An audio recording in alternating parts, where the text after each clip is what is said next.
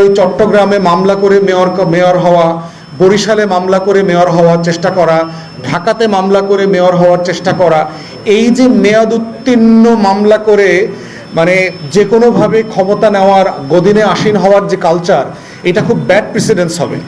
একইভাবে চিন্তা করেন, আমরা সবাই জানি যে দিল্লি আওয়ামী লীগ মিলে 2008-এ বাংলাদেশের 111-এর সরকার একটা ইলেকশন ইঞ্জিনিয়ারিং করে আওয়ামী লীগকে বসাইছে না? তো এভিডেন্স আছে।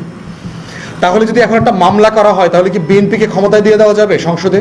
তো নির্বাচন করতে হবে না, 2008-এর সংসদটা নতুন করে আবার বসবে।